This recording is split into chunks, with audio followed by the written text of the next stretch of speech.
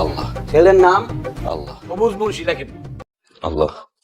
গেরাম চটের আগা। আব্বা এটা আপনি কি করলেন? কি করলাম? আপনি আমারে কইছেন বড় কাকা এক বাড়িতে বেড়াইতে এসে অসুস্থ হয়ে পড়ছে। আপনার কথায় আমি আপনার লাগাইছি। এরপর কই লইছি বিয়ে করে আপনি এবার কইছেন তোমার কওয়ার কিছু না।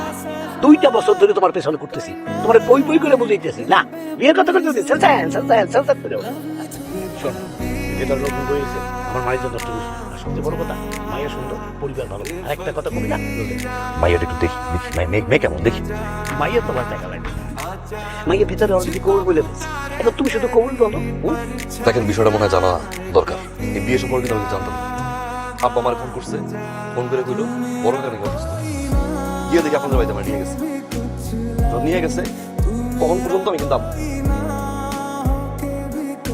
আপনাদের বাড়িতে যাওয়ার পরে আমি আব্বাকে মনে মনে বকা দিয়েছি বিয়েটা কেন আমাকে হবে।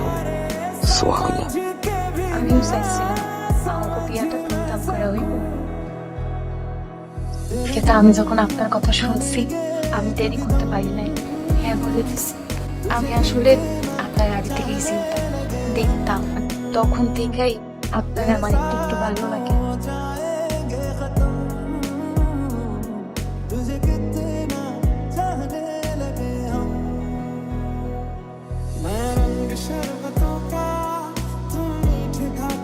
বউ, হ্যাঁ বল।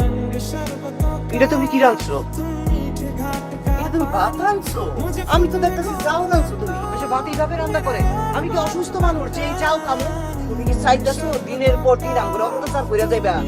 আর সেই অত্যাচারে আমরা বাড়ি ছেড়ে চলে যাবো গা? তুমি তোমার স্বামী নিয়ে আলাদা হয়ে থাকবা?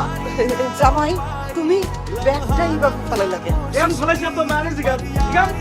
কি বানাইছে আমার বাড়ি? কি শিকার বানাইছে? কিছুই তো শিকার। ভাতের মার গলাইতে গিয়ে আমার মায়ের হাত পাশে পড়াইছে।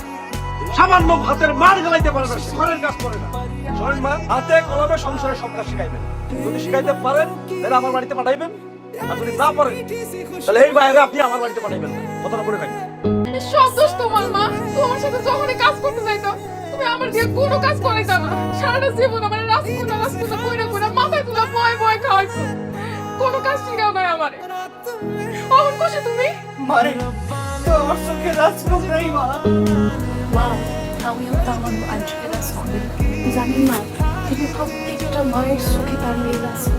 সীমা যখন কাজ করতো আপনার যেমন কষ্ট হতো, আমি কাজ করলেও আমার মনে কষ্ট।